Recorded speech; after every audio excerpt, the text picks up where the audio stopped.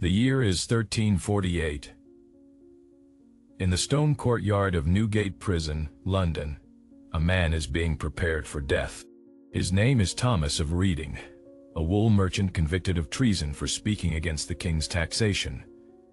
He's 34 years old. He has a wife named Margaret and 2 daughters who will never see him again. But here's what makes your blood run cold. His execution isn't scheduled for 3 more days. What happens in those 72 hours wasn't written in the official records. It was whispered in tavern corners, recorded in private letters discovered centuries later in the British National Archives, and etched into the nightmares of everyone who witnessed it. Because medieval executioners weren't just killers. They were artists of psychological destruction. Professionals who understood that the true punishment began long before the blade fell. The question isn't whether you can handle what comes next. It's whether you're willing to understand how deeply calculated human cruelty can become when it's given legal authority and centuries to perfect its methods. If you've ever wondered why certain professions vanished from history while their techniques lived on in darker forms, you're about to find out. Here at Crimson Historians, we excavate the archives that were sealed for good reason. Execution logs from Tower of London, monastery chronicles, letters from prison chaplains who couldn't bear the silence anymore. Every view, every subscription helps us bring one more buried truth into the light. Now let's go back to Thomas of Reading's cell. Because the door is about to open and what walks through isn't death. Not yet. It's something that will make him beg for death long before it arrives. To understand what happened to Thomas and thousands like him, you need to understand the profession that destroyed them. Medieval executioners weren't random appointments. They were generational specialists, sons following fathers into a trade that required specific knowledge passed down in whispered lessons. A letter discovered in 1987 in the archives of Canterbury Cathedral, written by an executioner named Robert Thorne to his apprentice son in 1402, reveals the chilling philosophy. The body breaks easy, boy. Any fool with an axe can end a life. Our art lies in breaking what cannot be seen. The mind, the spirit, the hope. That is where true justice lives. Think about that for a moment. This wasn't sadism. This was professional doctrine. The Executioners' Guild, which operated semi-officially across medieval Europe from roughly 1200 to 1600, maintained standards. They had training protocols. They had ethics, twisted as they were. A German execution manual from 1532, the Constitutio Criminalis Carolina, actually codified the procedures, including what could and couldn't be done in the days before execution. What it permitted was worse than what it forbade. Thomas of Reading's first visitor arrives on day 1. Not the executioner himself, but his assistant, a young man barely 20 who carries no weapons, only a wooden stool and a candle. He sits outside Thomas's cell for 6 hours without speaking, just watching. The psychological impact of being observed, studied like an animal, knowing this stranger is memorizing your face for reasons you can only imagine. This was the first phase. It appears in dozens of prison records from the period. A Venetian diplomat visiting London in 1344 wrote in his diary, now preserved in the Doge's palace archives, "I witnessed a peculiar torment. The condemned are given watchers who do nothing but stare. The prisoners begin to unravel within hours, talking to themselves, weeping at shadows. The English have perfected the art of destroying men without touching them. By nightfall of day 1, Thomas hasn't eaten. Food was offered, fresh bread and weak ale. But he knows what the watchers are waiting for. They want to see if he'll eat like a condemned man savoring his last meals, or starve himself in defiance. Either choice becomes information. Either choice gets recorded. Medieval executioners kept logs, detailed journals of prisoner behavior that were studied like medical texts. A fragment recovered from Munich's Executioner Guild headquarters in 1823 lists observations. Subject refuses food, shows spiritual resistance, require intervention of clergy to soften resolve. That's when the priest arrives. But this isn't comfort. This is strategy. Father Benedict, the prison chaplain whose testimony later appeared in church records, was part of the machine. His job wasn't to save Thomas's soul. It was to break his resistance using the one weapon more powerful than physical pain: guilt. "You have 2 daughters," Father Benedict whispers through the cell bars on the second night. "Margaret, age 7, Anne, age 4. When you die a traitor's death, they lose their father's name. They lose their inheritance. They become unmarriageable, unemployable, marked forever. But if you confess your crimes publicly, beg the king's forgiveness before the crowd, perhaps mercy might touch your family instead of your corpse." This was documented. A letter from Bishop of London to King Edward.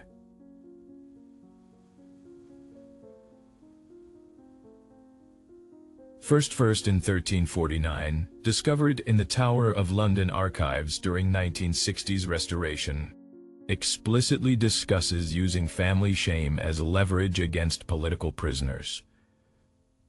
"The threat to their children's futures breaks men faster than any blade," the bishop wrote. "Recommend expanding this practice. Thomas doesn't sleep on night 2. The guards make sure of that. They don't torture him. They don't need to. They simply walk past his cell every 15 minutes, dragging chains across the stone floor, metal scraping against rock over and over, denying his body the escape of unconsciousness." Sleep deprivation as a pre-execution tactic appears in records from England, France, the Holy Roman Empire, and the Papal States. First wasn't an accident. First was policy. A manual for prison guards from Avignon, dated 1387, instructs explicitly: prevent restful sleep for 3 nights prior to execution. The exhausted mind cannot maintain dignity on the scaffold. Dignity inspires sympathy. Sympathy breeds resistance to authority. By day 3, Thomas of Reading can barely stand. His hands shake. His eyes are hollowed. When the executioner finally enters his cell that morning, Thomas almost weeps with relief. Finally, it will end. But the executioner doesn't carry an axe.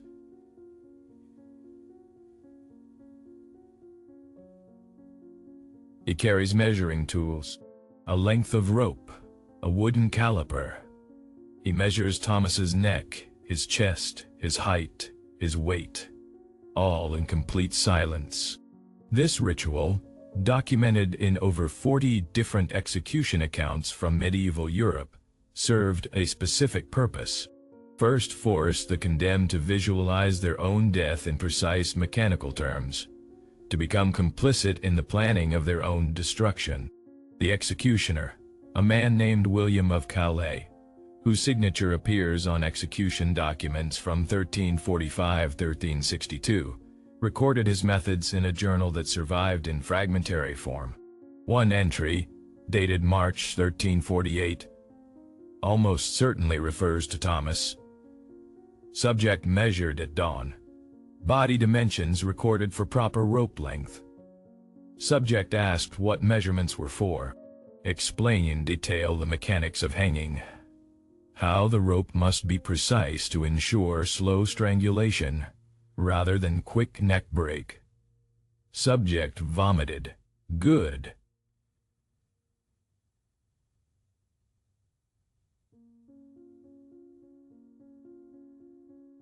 Fear is ripe. That last phrase, fear is ripe. That's the moment executioners waited for.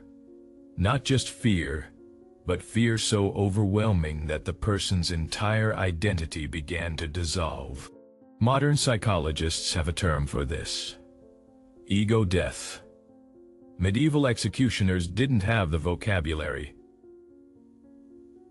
but they understood the process. Break the self before you break the body. Thomas of Reading is led to the scaffold at noon on the third day. The crowd numbers nearly 3,000. They're not there for justice. They're there for spectacle, and the executioners knew it. The scaffold at Tyburn, London's primary execution site, was designed specifically to maximize visibility and psychological impact. Elevated platform, central location, positioned so the condemned had to climb 13 steps, each step representing one of Christ's stations before crucifixion. Religious symbolism weaponized into humiliation. Before the noose is placed, Thomas is forced to speak. Not allowed, forced.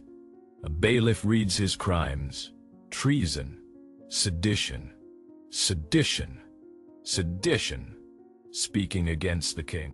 Then asks, "Do you confess?" First F. Thomas remains silent. The execution proceeds immediately, mercifully quick. But if he speaks, if he tries to defend himself or proclaim innocence, the executioner has legal authority to prolong the process. This appears in the execution protocols of multiple medieval jurisdictions. Defiance bought suffering. Thomas speaks. He says he's innocent. He says he only questioned an unjust tax. He says his daughters need their father. The crowd murmurs. Some sympathize. This is the executioner's nightmare scenario. Sympathy threatens authority. So William of Calais does what his profession trained him to do. He makes Thomas an example that will haunt the crowd forever. The noose goes around Thomas's neck, but it's not tightened. Not yet. First, Ned. William produces a small knife and makes a shallow cut on Thomas's chest. Not deep enough to kill. Just deep enough to bleed, to stain the shirt, to make the crowd gasp. "This is the mark of treason," William announces. "Let all who see it remember what rebellion earns." Then, only then, does the hanging begin. But here's the horrifying detail that most histories omit. Medieval hanging wasn't drop hanging like later centuries perfected. First was slow strangulation. The condemned was lifted gradually by rope, feet leaving the ground inch by inch, allowing full consciousness during the suffocation process. Documents from the period describe execution times ranging from 8 to 15 minutes. 15 minutes of knowing you're dying, unable to stop it, while thousands watch. A Florentine physician named Giovanni di Donato, who attended multiple executions in the 1370s and recorded his observations in a medical text recovered from the Vatican Library, wrote, "The hanged man remains aware far longer than believed. The eyes move, the fingers clutch. One could see thoughts still occurring behind the fading gaze. A prisoner in a body that had already been killed, but refused to acknowledge death. First is the cruelest death first have witnessed. For the mind outlives its own execution. Thomas of Reading died that day. But what happened to his body afterward completes the horror. Medieval law in many jurisdictions forbade proper burial for traitors. Instead, their bodies were displayed. Thomas's corpse was hung in chains at a crossroads outside London for 6 weeks until it rotted off the iron frame. This wasn't just posthumous punishment. It was a message to the living. The gibbet, as these display cages were called, appear in archaeological records across Europe. In 2003, construction near Ridgemont, England, uncovered a medieval gibbet site. The skeletal remains of 17 individuals, all showing signs of hanging, were found still shackled in iron frames, buried in unconsecrated ground. Forensic analysis revealed something chilling. Several showed bone damage consistent with being placed in the gibbet while still alive but dying, meaning some victims were displayed before death was complete, left to die slowly of exposure and starvation while the public walked past. That was standard practice in some regions. A German chronicle from 1402 describes a thief in Hamburg who was gibbeted alive and survived for 4 days before expiring. Calling out to passers-by who were legally forbidden from offering water or mercy. The executioner who placed him there was praised for his precision in ensuring maximum suffering within legal bounds. But the true legacy of medieval executioners isn't what they did. It's what they taught the future. The psychological techniques they perfected, learned through generations of professional cruelty, didn't disappear when the profession was abolished. They evolved. Isolation, sleep deprivation, forced self-incrimination, public humiliation, using family as leverage.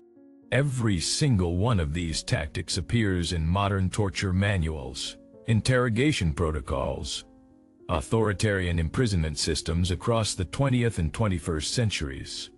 The methods change. The understanding of how to break human beings without killing them remain. A 1947 CIA document on interrogation techniques, declassified in 2009, explicitly references medieval European imprisonment practices as effective models for psychological coercion. The past isn't dead. It's not even past. It's teaching classes in cruelty that never end. So why does Thomas of Reading's story matter? Because he wasn't unique. Between 1600, medieval Europe executed an estimated 500,000 people, using methods designed not just to end life, but to destroy dignity, hope, and resistance.